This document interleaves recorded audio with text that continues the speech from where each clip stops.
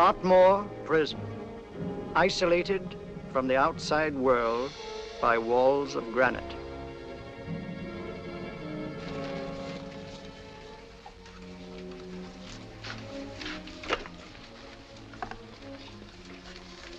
They say you could get out of here by merely telling what you know. You may or may not be another Scotland Yard bloke, but I'll give you the same answer I gave the others. I still have 2 years, 8 months, and 6 days left in which to make musical boxes. That'll be sold at auction for the benefit of this delightful sanctuary. And I intend to serve them.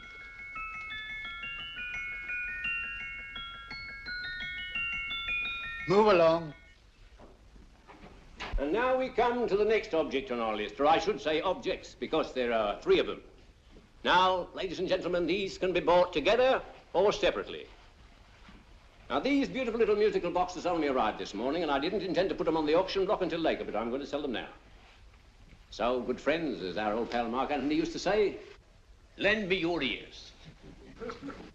And what do you hear? Right.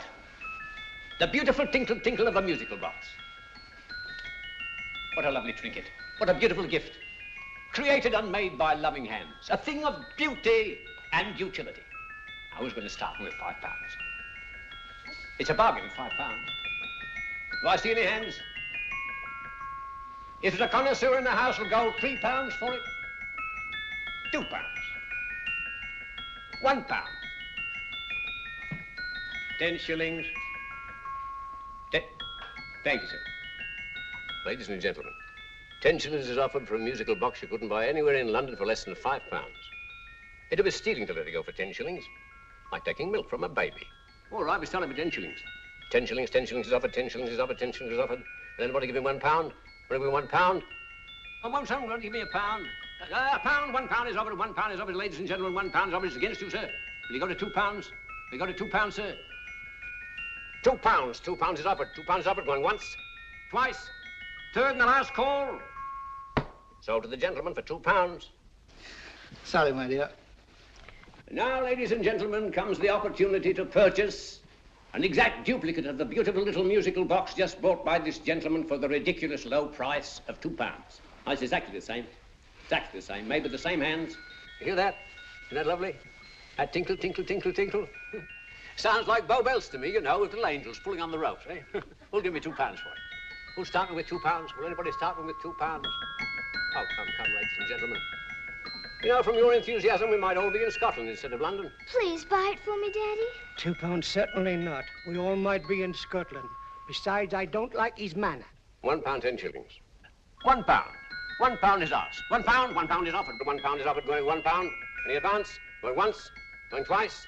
The third and the last call. Sold to the lady for £1. Smart bidding, my dear. Thank you. We come to the third and last of these beautiful little musical boxes. Exactly the same. Tinkle, tinkle. Isn't that lovely? Ladies and gentlemen, I don't bring you here to gull you and swindle you. This is the exact replica of those 2 I just sold before.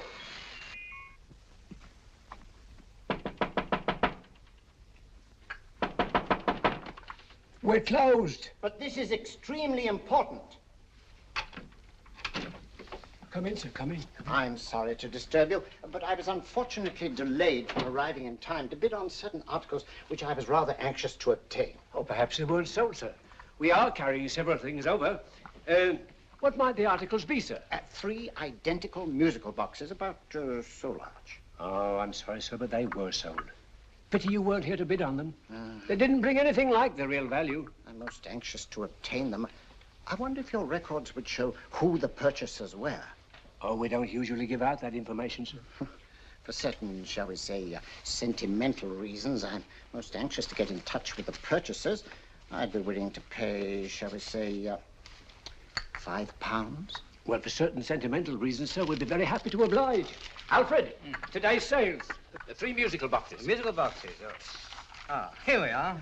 The first purchased for £2 from Mr. Julian Emery, 52 Portman Square. Write this address down, Alfred. Yes, sir. Second didn't leave any name. Oh, how unfortunate. I think she's a dealer. You see, they don't like us to know where the things are going. On account of the profits. You say the second purchaser was a woman.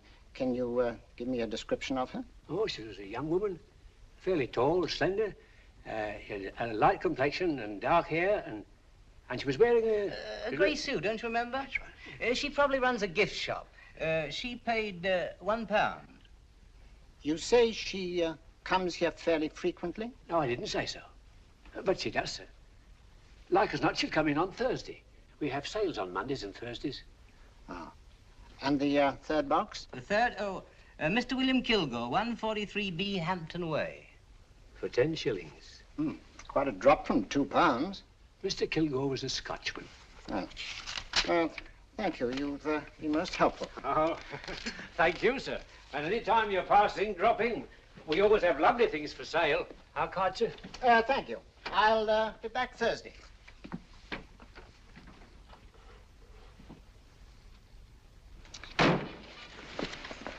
The message reached us too late.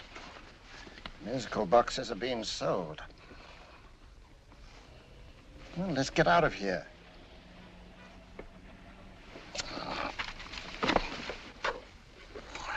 Someday you'll go too far.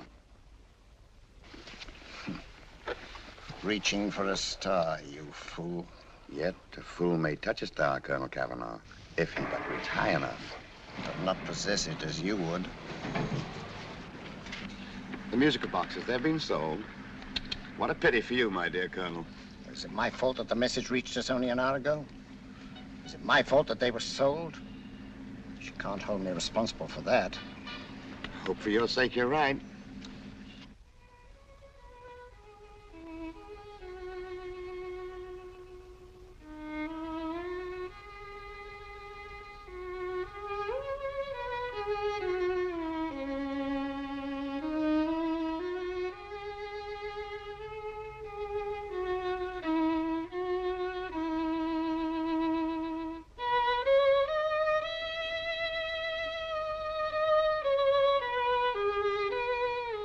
They will call upon you tonight at 7:45, a gentleman who desires to consult you upon a matter of the very deepest moment. Do you remember that letter, Holmes? It was written over 2 years ago. An interesting case, devilishly interesting. Irene Adler. What a striking-looking woman from the brief glance I had of her. Seems only yesterday. What charm. What poise, and what a mind. Sharp enough and brilliant enough to outwit the great Sherlock Holmes himself. I take it the new issue of the Strand magazine is out, containing another of your slightly lurid tales. It is indeed. And what do you call this one? I call it A Scandal in Bohemia. Not a bad title, eh? If you must record my exploits, I do wish you'd put less emphasis on the melodramatic and more on the intellectual issues involved. More on the What do you mean by that? Well, I do hope you've given the woman a soul. She had one, you know. By the woman, I suppose you mean Irene Adler. Yes. I shall always remember her as the woman.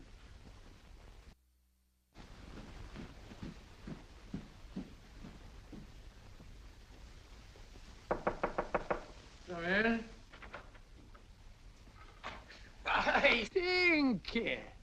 That's it, old boy. How are you? How are you, old boy? I haven't seen you for years. I want you to meet my old friend Sherlock Holmes. Holmes, this is Stinky. In other words, Julian Emery. How do you do, Mr. Emery? Watson has often spoken of you. Oh, has he? Yes, we were at school together. Yes, more years ago than I care to remember, but you didn't come in here just to remind me of that. No, I just happened to be in the neighborhood and saw your lights burning, so I took the liberty of looking you up. Still writing your mystery stuff? Yes, there's a new one out this week. Good, I never miss them. Oh, good, thanks. I say that bandage makes you look very interesting. Still poking your nose into other people's business as usual? Who hit you? I haven't the foggiest notion. Somebody knocked me on the head in my own living room and then proceeded to commit the most idiotic burglary you ever heard of. Fellow must have been balmy as a coot. Balmy? Why?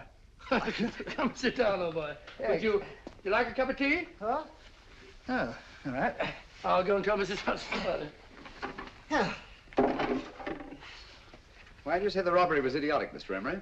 Oh, simply from the fact that with about £5,000 worth of musical boxes in my living room, the thief, who I caught in the act, made off with one that isn't even worth £5. I gather you're a collector of musical boxes. Yes, I am indeed. Some of them are very beautiful, but not the one that was stolen. The thief evidently grabbed the first thing that came to his hand when he heard me coming into the room. Still, it's rather odd, isn't it, that having disposed of you, he didn't pick up something more valuable. Mm. Was there anything unusual about the stolen box? No, nothing at all. No, I picked it up in the south of France, several years ago. You say you have many valuable music boxes, and yet the thief made off with one that isn't worth £5. Sounds like rather an intriguing little problem. Yes, well, I take it that he was just an ordinary petty thief and didn't know the value. That is a possible explanation, and yet I venture to say that the average petty thief has a more extensive knowledge of the value of objets d'art than the average collector. Well, anyway, that's Scotland Yard's theory. They didn't get very excited about it. That's consistent anyway. I wonder if I might see your collection, Mr. Emery. Oh, of course you could, yes. Nothing a collector likes more than showing off his trophies. When would it suit you? No time like the present. Good. My place is just round in Portman Square. Shall we? Yes, right.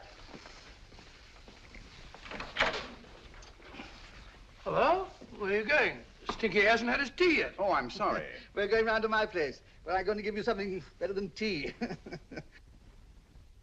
Now, this one was made for Louis XV, and is one of the very few still in existence from that period. And a particularly fine specimen at that.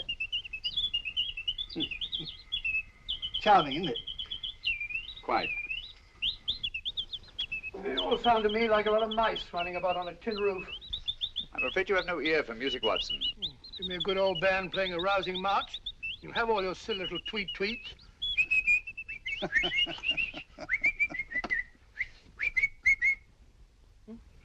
Another one. Is this me?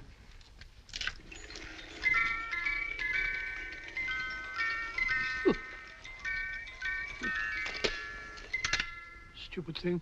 Singing rabbit. What would you say offhand is the value of a box like that, Mr. Emery? Well, it's hard to say offhand, but I think we'll bring about £500 or £600 today. It's the gem of my collection. Yet a thief who steals an oddity like a musical box passes up one worth £500 for one of almost no value at all. Odd. Very odd. What was the stolen box like, Mr. Emery? Oh, just a plain wooden box about so big. Mm-hmm. As a matter of fact, I have one over here almost exactly like it. I picked this up yesterday at an auction room in Knightsbridge. Paid only £2 for it. Of course, I wouldn't in the ordinary way add one like this to my collection, but the tune intrigued me. I'd never heard it before.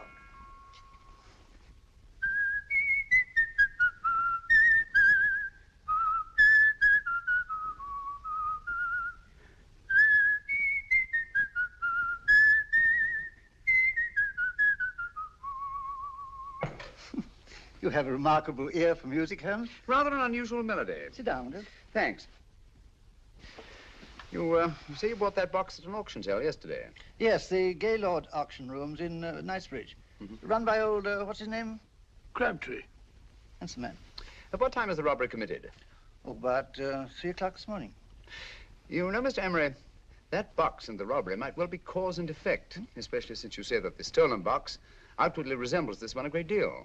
And Scotland Yard were not particularly interested, eh? Oh, yes, but I wouldn't blame him for that, especially as I told him I was quite unable to describe the thief, except, of course, for the fact that it was definitely a man. All you remember is that you came in here and someone struck you on the head. Yes, and the next thing I knew, my man was trying to revive me. It might be wise for you to put that box away somewhere and lock it up. Oh, I don't think that's necessary. Besides, everything's insured. Well, at least if any further attempts at robbery are made, I'd suggest that you call the police, rather than running into any personal danger. Oh, come, Holmes, aren't you being a bit of an alarmist? Possibly. Oh, Master Gray with old Stinky. Seems to me you are making rather a mountain out of a moleskin. Molehill is the word, old boy, and it's time you were in bed. Thanks so much for letting us see your place. Now, it's been glad meeting you. Holmes, I can't understand why you were so mysterious. Seems to me the petty thief explanation was the only sensible one. Really? Yes, I can't see how you can believe it was anything else. I didn't say I believed it to be anything else. The petty thief theory is the obvious one, I grant you. However, it's often a mistake to accept something as true merely because it's obvious. The truth is only arrived at by the painstaking process of eliminating the untrue. We are not able to do that in this case without further data. Rubbish, you're pulling my leg. You're trying to turn a tuppenny-halfpenny robbery into an international plot. No, I'm not. I just hope that your friend Stinky is a little more cautious in the future, just in case.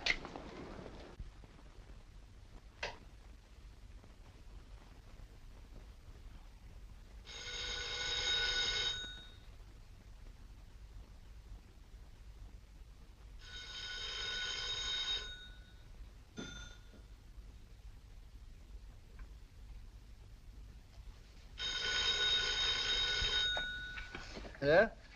Yeah? Julian Emery here. Who?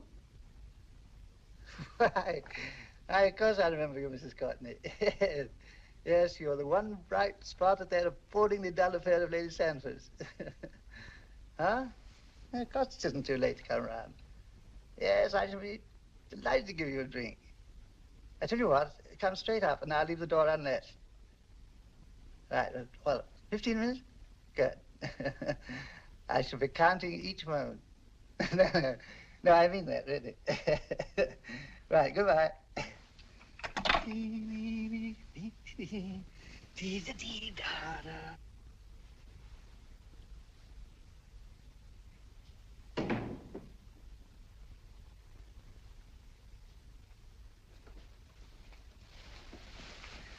Boo! Oh, you startled me. Did I? Yes. Must be the pixie in me. I know I shouldn't have called you so late, but I was at a party just around the corner, and I remembered your invitation to see your collection of musical boxes. My dear Mrs. Courtney, pleasure is all the greater for being so unexpected. My friends call me Hilda. Thanks. Mine call me Stinky. Stinky, how quaint. Oh, what a perfectly wonderful collection of musical boxes. You know, when you told me you had a collection, I had no idea it was so attractive. Yes. They appeal to the ear as well as to the eye. Oh, what a plain little one. Why, it looks just like a country cousin amid all this grandeur. No. You mustn't underestimate the country cousin. Only last night a burglar broke in here, and with all these to choose from, went off with one very much like it. Really? Yes, I don't mind the loss of the box so much, but I do resent this crack on the skull. But it makes you look so interesting. Oh, do you think so? It's funny, that's what old Fatso said. Fatso? I mean, Dr. Watson. He was here this evening with a friend, a Mr. Holmes. He's interested in my collection, too. Sherlock Holmes? Yes. Do you know him? I've heard of him. Yes, he seems to think I'm in some sort of danger. What a haunting tune. It takes me right back to my childhood. Really? Do you know, it's odd that you should be interested in that particular musical box. Odd? Why? Because Mr. Holmes is also interested in it. He may have been more interested in the tune than in the box. My dear Jess, that's right. I remember now. He whistled it note for note, having heard it only once. Really? He must be a remarkable man. Bit of an alarmist, if you ask me. Don't you believe in warnings? Of course not. Who'd want a box like that? I would. You're not serious. Oh, but I am. Well, you put me in a very awkward position. I'm a collector, you know. And a collector buys but never sells. But if the price were high enough... The price has nothing to do with it. It's the principle of the thing. Yes, well, we haven't had our drink. No, thanks. I must be getting along. Must you really? I'm afraid so. You're not walking out on me, are you? My reputation. Stinky. I say, you know, you are an attractive woman. Thanks.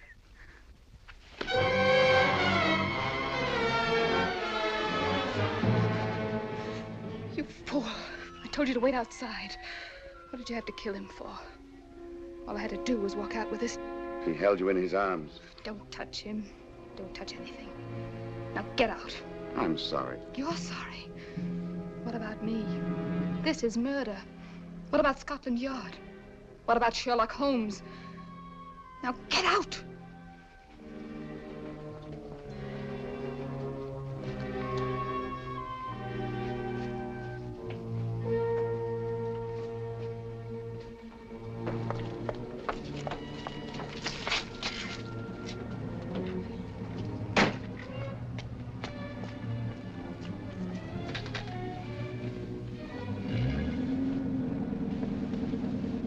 Did you get it? Good.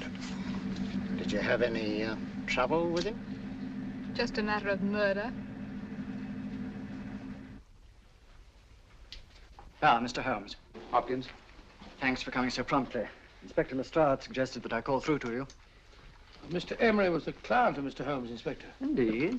You didn't mention that when I telephoned you, Mr. Holmes. Well, not exactly a client, Inspector. Sergeant Thompson? He was killed between the hours of 11 and 2 o'clock this morning, Mr. Holmes. Must have been someone he knew, someone of whom he had no suspicion. Poor old Stinky. It's all my fault. I should have prevented this. Well, it's no time to start talking about that now, Doctor. Apparently it's gone. That's the second attempt on the musical box that Emery bought at the auction sale. And this time it was successful. But that box was only worth £2. It was worth a man's life, Watson. I think we'd better pay a visit to Gaylord's auction room and that fellow Crabtree. Inspector, may I suggest that you make a complete search of this flat for a small, plain, musical box about that size? Thank you. Come on, Watson. You say the first box went to Mr. Julian Emery. The second to Mr. Kilgore, 143B Hampton Way. And the third to the unidentified young lady who presumably has a shop and lives near Golders Green. That's right, Mr. Holmes. Isn't it rather strange, Mr. Crabtree, that you should have had 3 identical musical boxes all playing the same tune? Where'd they come from? Dartmoor Prison. Dartmoor? Yeah, we get a regular shipment from there every month. The inmates manufacture them. Well, they make all kinds of things, you know, pipe racks, waste paper baskets, musical boxes. Did you happen to notice if anyone showed any particular interest during the auction in the purchasers of these 3 boxes? Oh, come now, Mr. Crabtree. This is very literally a matter of life and death. Well, since you put it that way, Mr. Holmes, there was a gentleman came in here about an hour after closing time, and he was in an awful state, he was. He gave me £5 to tell him where the boxes had gone to. He said they had a sentimental value for him, sir. Expensive sentiment. Can you describe him? He was tall, distinguished looking, and he had grey hair and a moustache. He was quite a gentleman, sir. What was his reaction when you were unable to supply him with the address of the young lady who owned the shop? I told him the young lady usually come back on Thursday. He said he'd come back on Thursday. Now, that's tomorrow. Thank you, Mr. Crabtree. You've been very helpful. Thank you. Come along, Watson. Where are we going now, Holmes? To the home of Mr. Kilgore, the man who bought the 3rd box.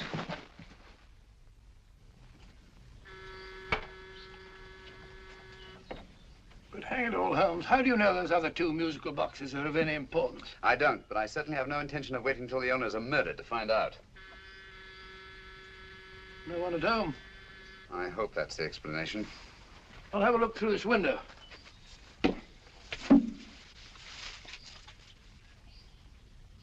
Doesn't seem to be anyone there. The whole place seems deserted as far as I can see. Yes. Mr. and Mrs. Kilgore at home?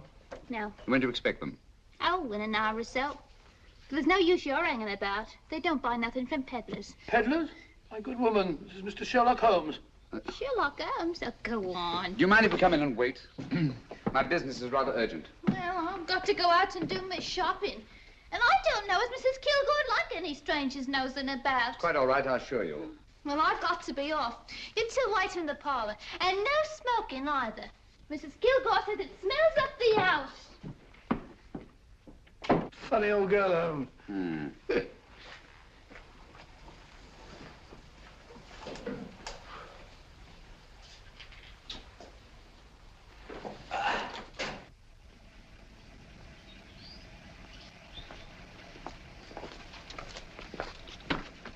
Park Lane. Park Lane? And what would the likes of you be doing in Park Lane? Now, don't worry about the fare, Ducky. If you knows how to get to Park Lane, up it.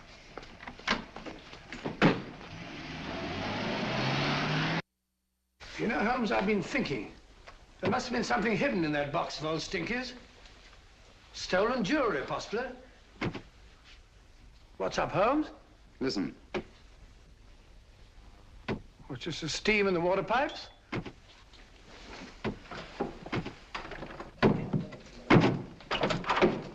Watson! Great Scott! Come on, Holmes. Get on the chair here. It's all right, my dear. There. Now, don't worry. It's all over.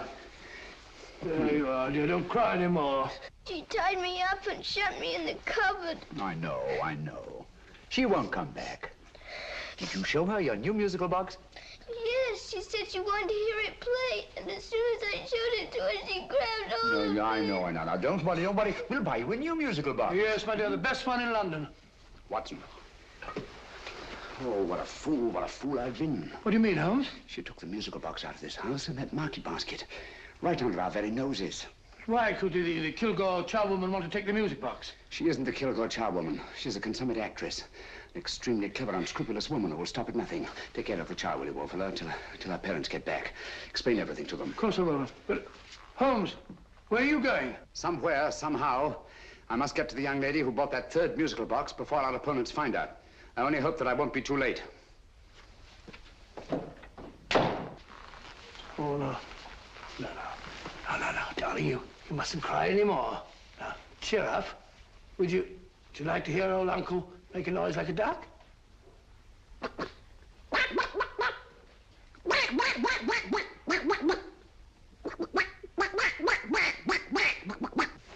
Oh, sorry.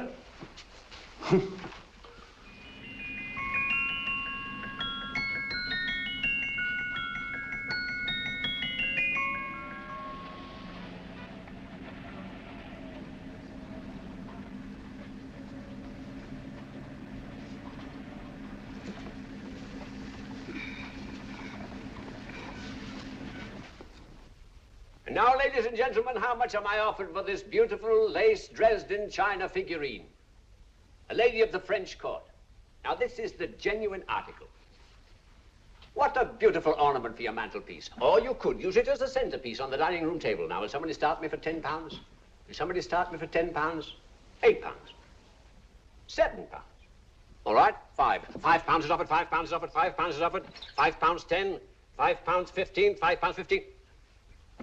£6 is offered, £6, going once, going twice, the third and the last call. Have you all done? Sold to the lady from Twickenham for £6. Next, we have a real museum piece, ladies and gentlemen. A fine 19th century doll. The costume an exact replica of the holiday clothes worn by the Hungarian peasant women. Now, ladies and gentlemen, an article like this would cost you from £15 to £20 in a West End shop. I'm not going to ask you for anything like that. Who'll give me £2 for it? £2. Anybody offer me £2? £2 for the Hungarian? £2? £1. What? Did anybody give me £1? Anybody offer me £1 for the doll? £1 is offered, ladies and gentlemen. £1 is offered. Now, I'm not going to waste your valuable time or mine in trying to get one half of what this beautiful doll is worth. If the young lady can steal it for £1, that's her good fortune. So it's going once, it's going twice, the third and last call. Any more? Sold to the young lady for £1. And now, ladies and gentlemen, may I draw your attention to something which may be a great surprise to you, worthy of any collection. The only other one like it is in the British Museum. It's a Ming vase of the 7th dynasty. This vase lay in a large collection somewhere outside Rome for over 2 centuries, I understand. It was discovered there by the noted antiquarian, Sir Andrew Coppleston. Now, some of you may remember Sir Andrew Coppleston. Besides being a noted traveler and antiquarian, he's also a gentleman rider. The girl with the parcel in her hands, that's her. Are you sure that's the girl? Well, she fits perfectly the auctioneer's description. Follow her, Hamid.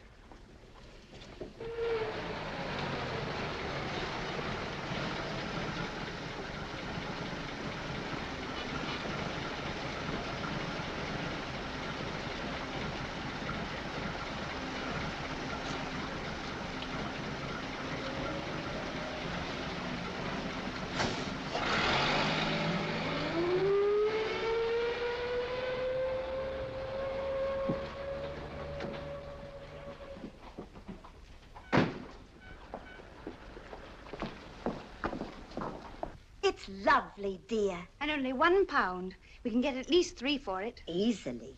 I'll go make some tea. I could do with a cup. Right. Good afternoon. Good afternoon. I'm looking for a birthday gift for a 7-year-old girl. What would you suggest? We have some lovely dolls. Now, this Hungarian I peasant... think she has enough dolls already. Books are always welcome. Well, I'm looking for something a little different. Well, that's rather cute. What is it? Well, that's a musical box. Children always love them. And this is an exceptionally nice one. It plays many tunes.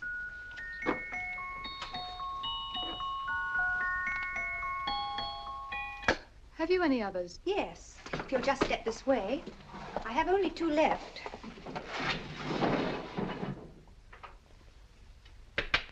Oh, nice.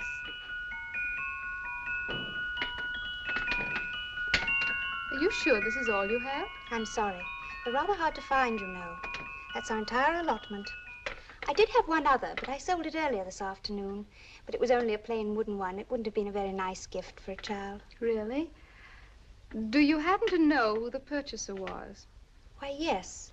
He left his card, just in case anyone should inquire for him.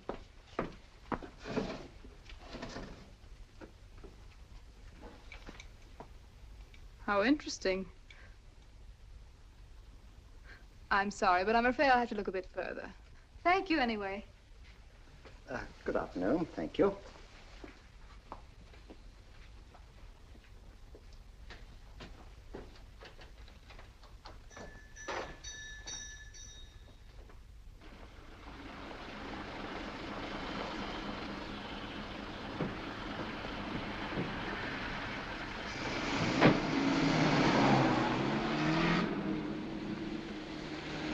Heavy! Follow that cab. Here, now, what? Scotland Yard. Hop in.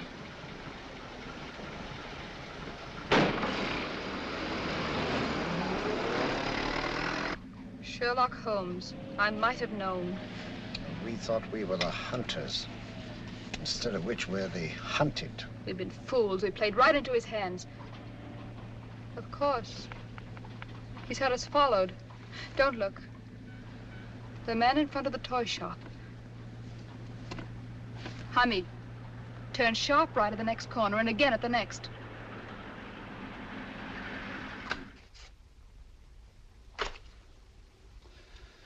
No photograph of her, Commissioner, as I expected. She's not a known criminal. But how do you expect to know if you do find her?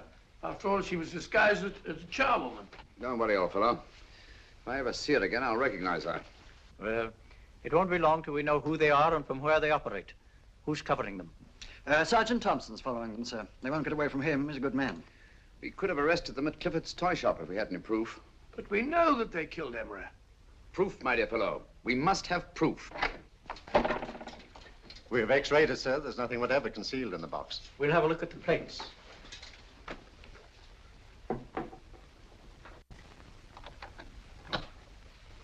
There must be some clue. And it's probably so obvious that we've all overlooked it. Seems to me we're up against a bunch of lunatics. Not lunatics, my dear fellow. Extremely astute, cold-blooded murderers. What can these little musical boxes have in them that's so important? Don't forget, they were made in Dartmoor Prison. You can smuggle stuff into prison, but not out. You want us to break the box apart, sir, to see if there's anything the X-ray hasn't caught? No, not yet. Do you mind if I take it? Certainly. Thanks.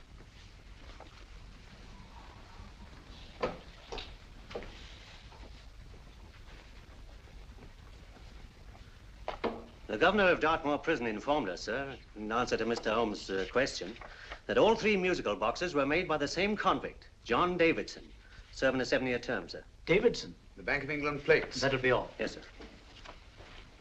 Now we're getting somewhere. Wait a minute. How did you know about the plates, Mr. Holmes? I'm a student of crime, Inspector. I make it my business to know about such things. And when the name of Davidson was mentioned... Well, who is this fellow Davidson? As long as Mr. Holmes seems to know all about it already, I suppose there's no harm in telling you. 2 years ago in London, there occurred a robbery of such tremendous importance, although the stolen articles themselves have no intrinsic value whatsoever, that the Home Secretary was instrumental in seeing that not a word of it appeared in any newspaper. But you never told me anything about this, Holmes. You were away at the time. Articles of no intrinsic value and yet of such importance? I don't understand. Davidson was apprehended within 15 minutes of committing the theft. But by that time, he'd hidden the articles in question and they've yet to be found. Before going further, Dr. Watson, I must inform you that this matter's not to be mentioned outside of this room. Of course not. Do I look like a man who'd gossip? Let's not go into that now, old fellow, shall we? Davidson had been employed for years in a position of extreme trust by the engravings department of the Bank of England. The articles he stole were nothing less than a complete duplicate set of plates for printing £5 notes. What? The Bank of England's own plates? Precisely. And with those plates, a gang of crooks could flood England with £5 notes, not forged in the usual sense of the word, but notes undetectable from genuine Bank of England notes in any way whatsoever. Good heavens.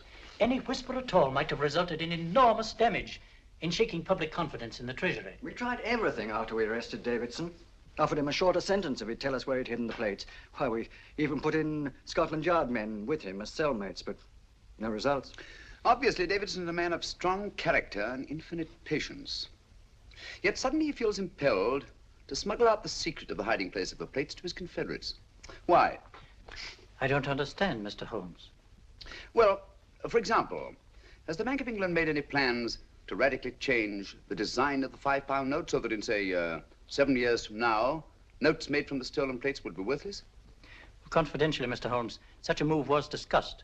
But replacing all the £5 notes in circulation would be such a Herculean task that nothing's been done about it as yet. I see. Of course, there is another possible explanation. Davidson didn't have much time to find a hiding place before he was captured. He may be afraid that the plates will be accidentally discovered before he's released. Hence his anxiety to communicate their whereabouts to his confederates as soon as possible. I believe you've hit it, Mr. Holmes. I'm sure that the message is contained in this musical box. Or rather, in all three musical boxes, since possession of all three seems to be essential. Our opponents have 2/3 of the puzzle, we have 1/3. Well, what are you going to do, Holmes? Try to deduce the message from the 1/3 that we have.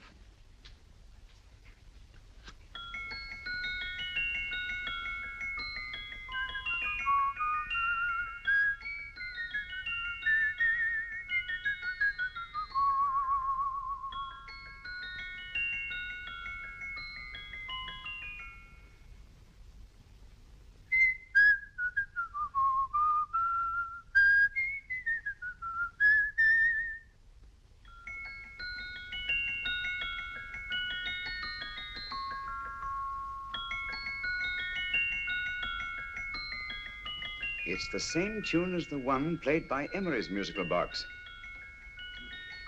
And yet it's different. Sounds the same to me. The tune. Somehow the tune is the key to the mystery. It must be the tune. Otherwise, why use 3 musical boxes to convey the message? Why not collar boxes or shoe boxes? Yes? Oh. It's for you, Inspector. Oh, thank you, sir. Inspector Hopkins speaking. What? Where? Golders Green Station reports they've just found Sergeant Thompson's body. From the tire marks on his clothes, he was apparently run over by a taxi.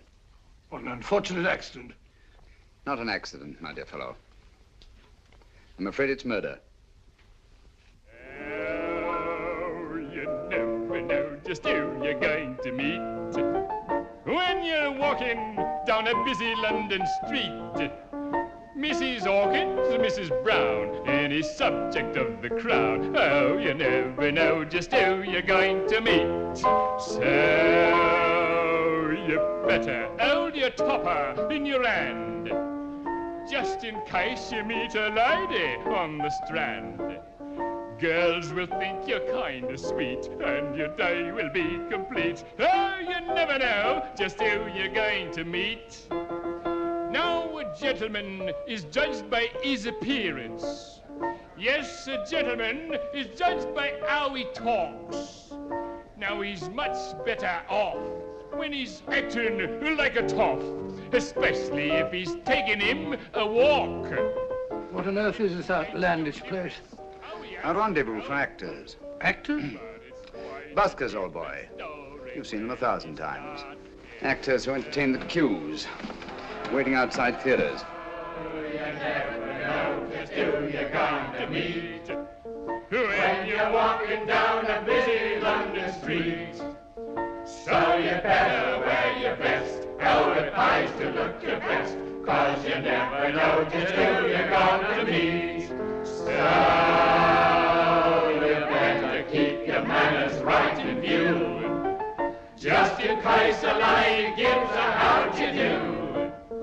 Keep your trousers in a pleat, shine your shoes and keep them neat, 'cause you never know just who you're going to meet. Blimey. Mr. Holmes. How are you, Joe? Never met him. And yourself? Fine, thank you. I want you to meet a friend of mine, Dr. Watson, Joe's sister. Oh, well, any friend of Mr. Holmes is a friend of mine. Hi, Joe. He did me a good turn once that I'll never forget. Yes, I cleared Joe of a most unpleasant charge. Murder, no less. Oh, really? By proving to the satisfaction of the police that he was busy at the time blowing open someone's safe. That's right, Governor. Good gracious me. Joe, now you can help me. Come on, buzz off, buzz off. Come on, up it, up it. Can't a gentleman have some peace and quiet around here? And you too. There you are, Mr. Holmes. Now we can have some peace and quiet around here. Thank you, Joe. There's £5 in this for you. Well, I wouldn't want to take it on myself, sir. But I can get somebody to do it for you for half of that. You don't know what the job is yet. For £5? Murder, ain't it? What? No, Joe, not murder, just music. I want you to identify a song for me. Oh, there ain't a song that's been written that I don't know. That's why I came to you. Of course, the violin is more my instrument, but, oh, well, here we go. Now, listen to this, Joe.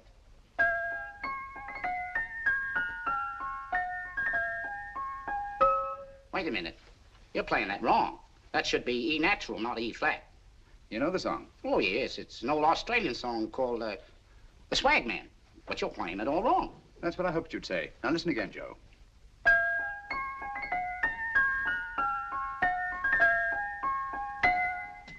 That's the same tune, all right, but you're making different mistakes than you did the first time. No, not mistakes, Joe. Call them variations. Here, play the song for me, will you, the way it's written.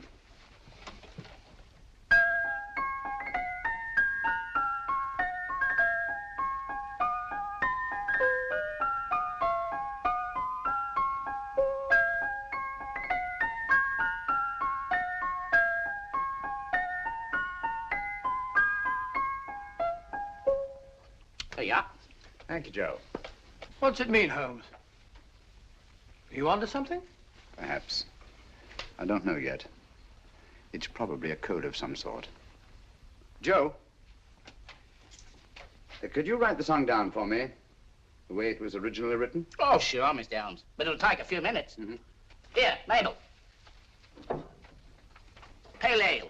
Come on, up to it. Along with it.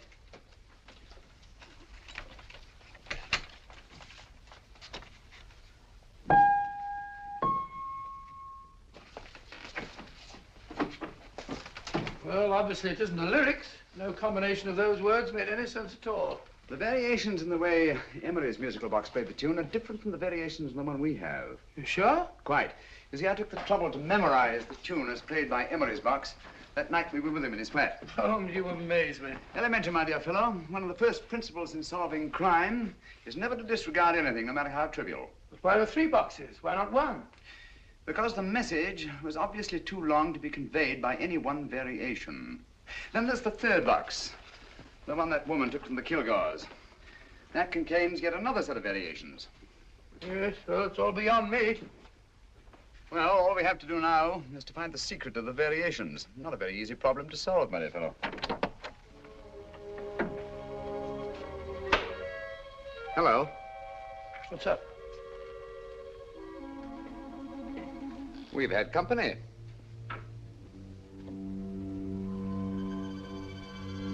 I say, this is outrageous. Ask Mrs. Hudson to come in here, will you? Right.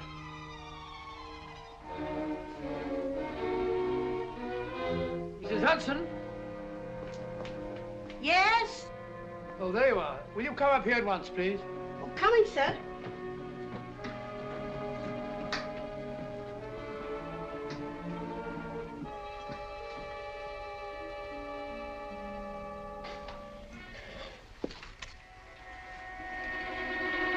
Mercy me, Mr. Holmes. What has happened? Who called while we were out, Mrs. Hudson? Just a young lady. The one who said you wanted her to wait for you. And a nice-looking old gentleman with Our her. friends again, Watson. Friends? What did the young lady look like? Oh, I couldn't see her face. She had a heavy black veil on.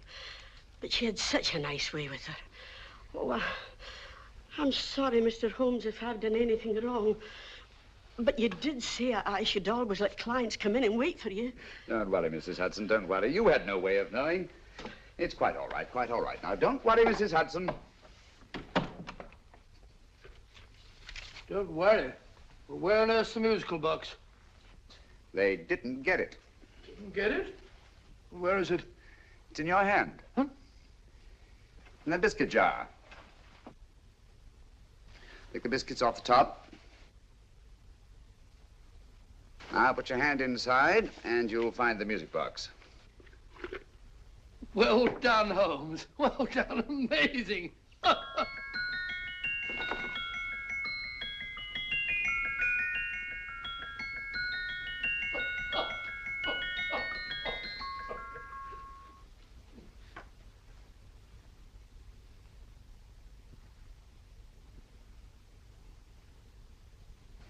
Whew, nice fresh smell.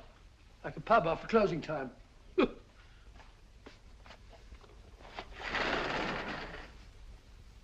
I say, Holmes, What? it's morning. Allow me to congratulate you on a brilliant bit of deduction.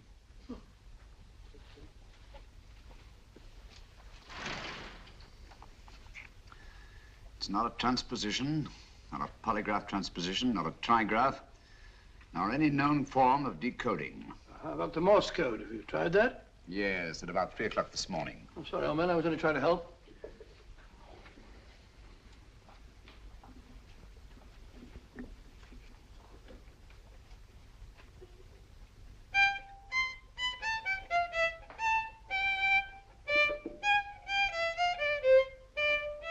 Oh, do me a favor.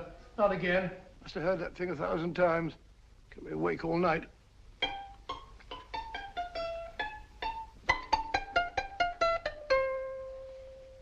Not a very distinguished composition, I grant you. You know perfectly well I don't know one tune from the other. When I was a kid, my people tried to have me taught the piano. I've always felt sorry for that old teacher of mine. The poor old girl finally reached the point of numbering the keys for me. 1, 2, 3, 4. Even then, I never progressed beyond... Numbering the keys, Watson. The 19th key of the keyboard is the 19th letter of the alphabet. S. Here. Write it down when I give it to you, old fellow, will you? The first altered note. Write S first. Now, the 8th key is H. The 5th key, E. The 12th key, L. The 6th key, F. S-H-E-L-F. Shelf. Your piano lessons were not in vain, old fellow. You've solved it. Thank you. Thanks, old bean. Hold it. We now have 2/3 of the message. Behind books, third shelf, secretary, Dr. S. Presumably, these are the first and second portions of the message. And this gang has the first and third parts of it. Precisely. Then it's a stalemate? Yes, Commissioner, but we can't leave it like that. There's no doubt in my mind that they'll try to secure our third of the message that's missing. Well, I assume you've taken every precaution to guard the Clifford music. Oh, yes, it's carefully hidden at Baker Street with Dr. Watson on guard. However, I'm reasonably certain that, difficult as it may be, we can find the plates even without the missing part of the message. Behind books, third shelf, secretary, Dr. S. Well, outside of the fact that Davidson hid the Bank of England plate somewhere in London, Mr. Holmes, I don't see that we've progressed at all. Allow me to point out to you, sir, the key words, Dr. S. It looks as if the plates were hidden in the house of the doctor. Whether S stands for his first or last initial remains to be determined by a process of elimination. Well, there must be 10,000 doctors in London with S for a first or last initial. Precisely.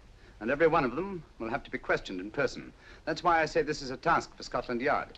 It's a task, all right. But Scotland Yard has searched worse haystacks and found a needle. Well, for the time being, I'll leave the matter in your hands, gentlemen. We'll call you if and when we get a lead on our mysterious Dr. S.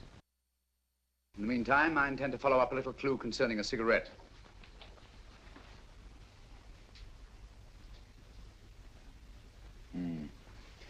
You're certain of the identification of the tobacco? Absolutely. I have made up this special blend for only 3 customers. It is almost pure Egyptian, with admixture of latakia for added body, and a pinch of perique. Merely a whisper, as one might say, for elusive fragrance. Yes, yes. And the 3 customers? Major Wilson in Bombay, India. Mrs. Catherine Leamington Smith in Ireland. Yes, and the 3rd?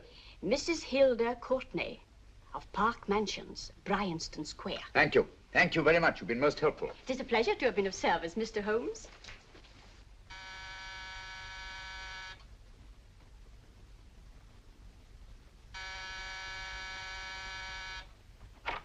Yes?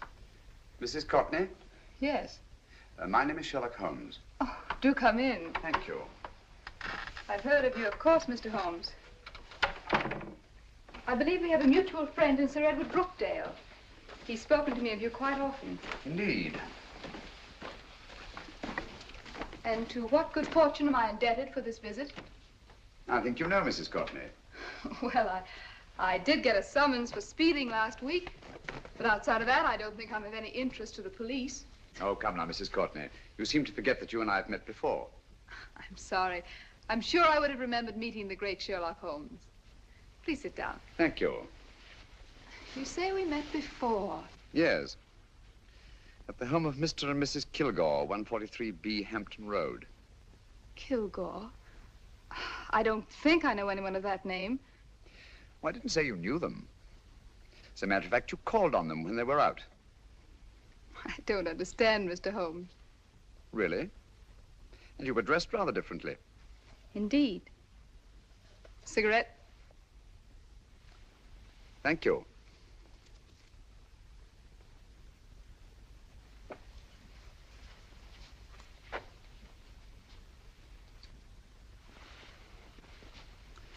Thank you.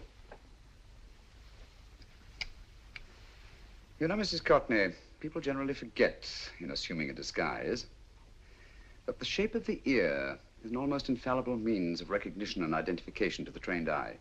Evidently, you've mistaken me for someone else. Oh, no, not at all. Though naturally, I expected your denial. But when you paid your visit to my rooms at Baker Street, you carelessly left behind another identification. They're, identical, aren't they? Yes, I must admit they are. You see, Mr. Holmes, to catch one as clever as you, I had to use a very special lure. I knew you'd be unable to resist the bait of my cigarette, having read with great interest your monograph on the ashes of 140 different varieties of tobacco. I should advise you not to move, Mr. Holmes. I must congratulate you on your ingenuity, Mrs. Courtney. It was indeed a brilliantly designed trap. Thank you, Mr. Holmes. Praise from a master is indeed gratifying. I shall always cherish the memory of your flattering words. Memory? Precisely. I'm afraid these gentlemen have a most regrettable task to perform. Unless, of course, you care to turn over the missing musical box with your pledge to take no action against us in the future. I'm afraid that will be impossible. I thought that would be your answer. Hamid! Careful! Careful. There's no need to be unnecessarily rough with our distinguished guest. You realize, Mr. Holmes, that your demise will not take place here. The corpus delicti, you know. Well, naturally. Shall we go? It's so fearfully awkward having a dead body lying about. Don't you agree, Mr. Holmes? Another dead body shouldn't weigh too heavily on your conscience, Mrs. Courtney.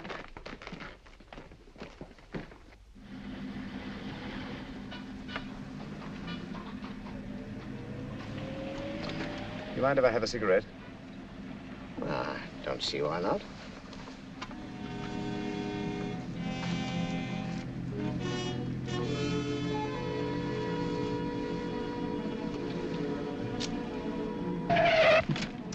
Be careful, Hamid. It's the brakes, they bind. Thank you, Colonel Kavanagh. It's very considerate of you.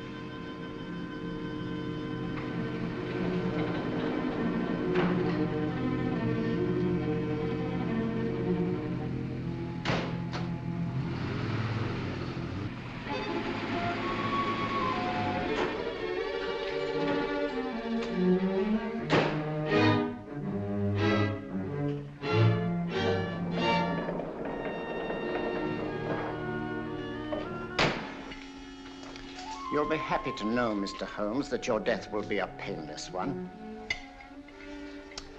Hamid, attach this to the motor of the taxi.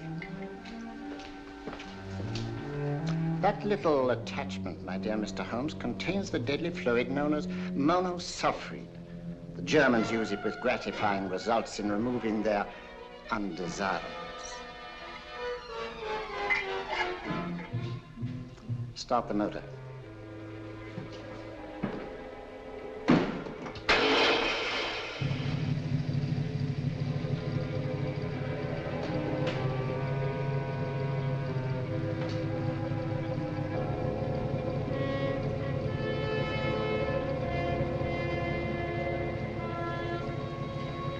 Tape his mouth.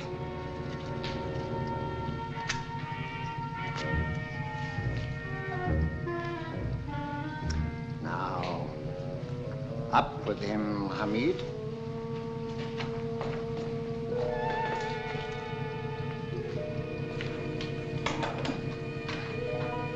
You find yourself like Muhammad's coffin, Mr. Holmes, suspended between heaven and earth. Plenty of fuel in the tank? Good. It would be too bad to have anything go wrong through so simple an oversight.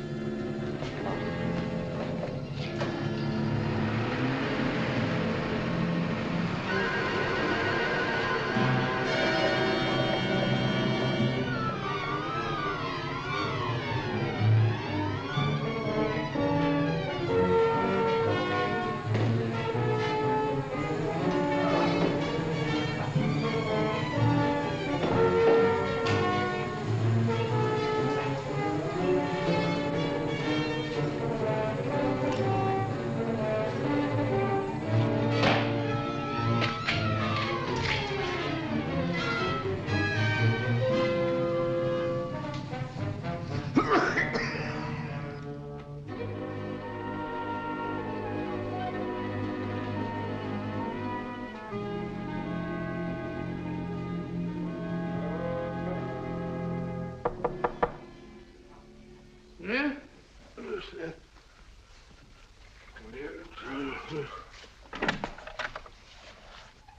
Good afternoon. Mr. Sherlock Holmes? No, I'm Dr. Watson. Oh, of course, Dr. Watson. How stupid of me. Oh, so, this is stupid of me. Won't you come in? Well, I really came to see Mr. Holmes. Oh, I'm afraid he's out. I don't know when he'll be back. Perhaps there's something I can do. Won't you sit down? Thank you. You know, Sherlock Holmes and I have been engaged on a great many cases. Oh, really? Yes, indeed.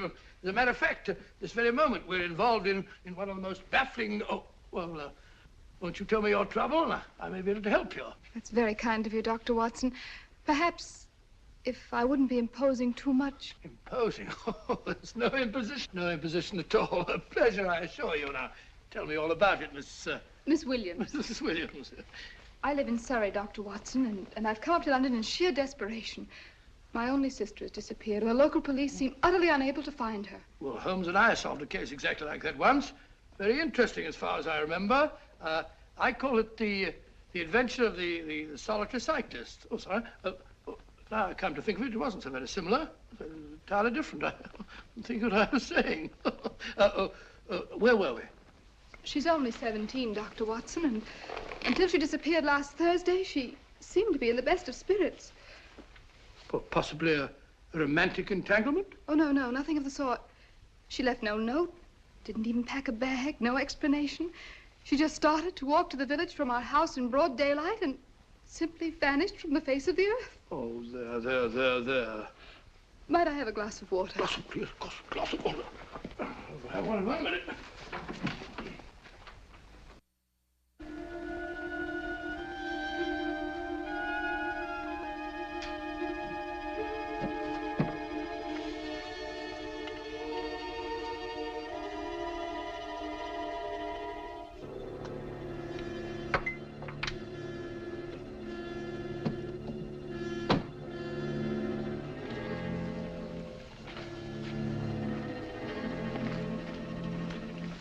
There you are, my dear. Thank you, Dr. Watson. No, you're not to cry anymore. You must pull yourself together. Oh, I feel much better already knowing that you're going to help me. Oh, Dr. Watson, look! Good heavens! Get through the fire brigade, quickly! Haven't you a fire extinguisher? By Jove, we have in the kitchen.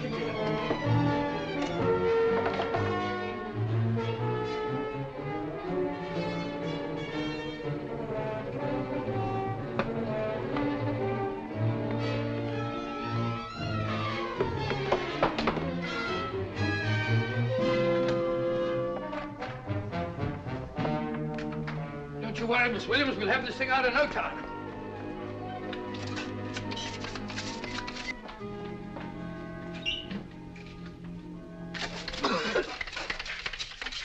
That's got it. Yes, get some air. Well, you see, there was no need for the fire brigade after all. I hope you weren't too frightened, Miss Williams.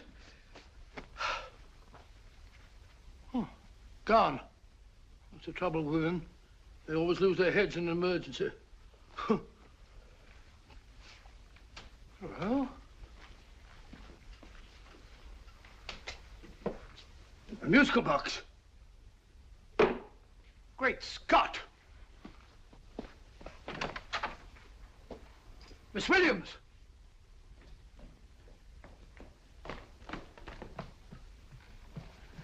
Well? Good. And Holmes? By now, Mr. Holmes has no doubt exchanged his violin for a harp. Always assuming that heaven is his destination. And now that we have the missing musical box.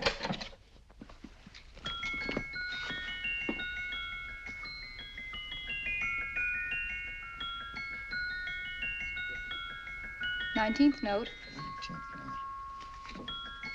19th letter. Yes. He hasn't been there, you say? Holmes, where on earth have you been? I've been trying to get you at the club, at Scotland Yard, all over London. You were looking for me in the wrong places. Holmes, terrible things happened. I've been duped.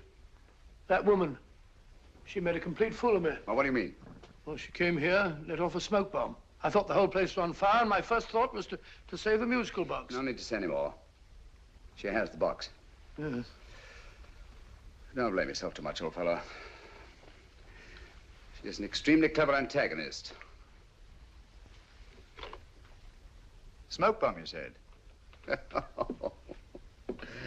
Well, you can console yourself with the thought that your charming friend is at least a reader of yours. What do you mean? If I remember correctly, you wrote about my little experiment with smoke and the cry of fire in a story you entitled A Scandal in Bohemia, which has just appeared in the Strand magazine. All right, old boy. Don't rub it in. Well, it may cheer you up to know that you made a fool of me, too. That cigarette stub was planted here for one express purpose. We're going to bandaging around this place. Bandaging? What's the matter, Holmes? You hurt? Explanations will have to wait until later. At the moment, we're faced with a problem which I fear is insurmountable. Come over here, old boy, will you? Right. Our opponents are in possession of all three parts of the code. And here are we, while the Bank of England plates pass into their possession. Cheer up, old fellow, cheer up. As Dr. Samuel Johnson once said, there's no problem the mind of man can set that the mind of man cannot solve. What's that, old fellow? I was just quoting Dr. Samuel Johnson. He said there is Thank you, Watson. Thank you. Leaving the front reception room, we come into the main hall, where Dr. Johnson was in the habit of passing through to have his meager meals in the dining room opposite, in company with his friend and biographer, James Boswell. We will now pass up the stairway, which remains in its natural wood finish, just as it was when the good doctor was here. The framed etching on the wall is believed to have been presented to Dr. Johnson by the distinguished painter, Sir Joshua Reynolds. I've been told here that that picture was given in by Mrs. Thrale, and it's definitely not a Reynolds. Is that important, my dear? Oh, I'm sorry. This way, ladies and gentlemen, please, this way. Move along, children, move along. The secretary's not on this floor. Patience, Hamid. I have a feeling My that... dear Colonel, with Sherlock Holmes out of the way, what could go wrong?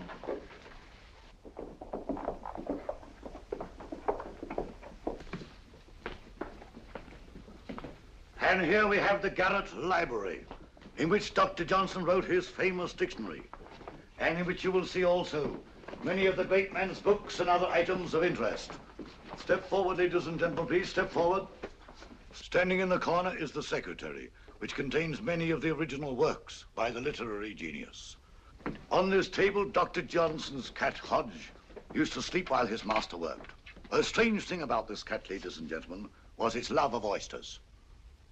They do say that the dear doctor often went hungry to find the cat that delicacy.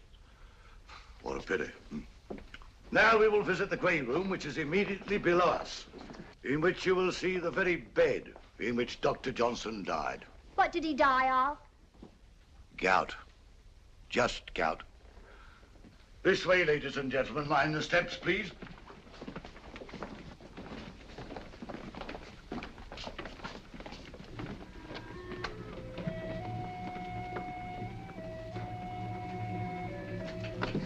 Your keys.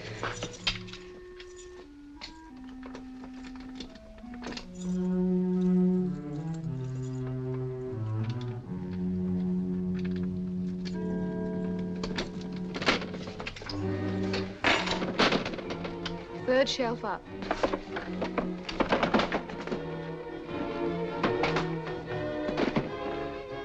The knife.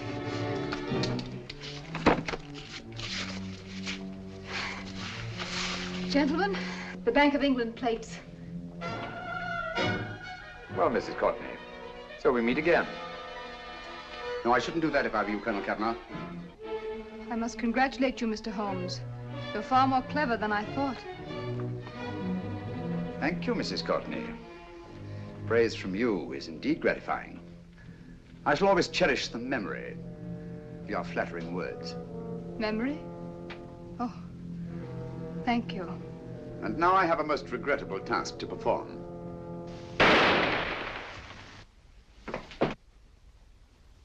Holmes! Coming, Holmes! Holmes, you all right? Perfectly, thank you, old fellow, but I think this gentleman on the floor requires some medical attention. We must see that he looks his best, you know, when he's hanged. Take them in charge.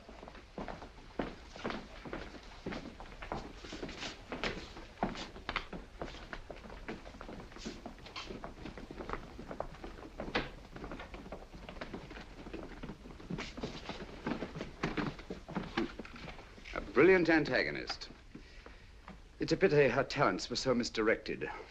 Will you see that these plates are returned to the Bank of England, Inspector? I still don't understand how you solved it, Mr. Holmes. It's entirely due to Dr. Watson. He gave me the clue when he mentioned Dr. Samuel Johnson. Well, congratulations, Doctor. Oh, thank you, Inspector. I don't think I'd have done it entirely without Mr. Holmes's help, you know.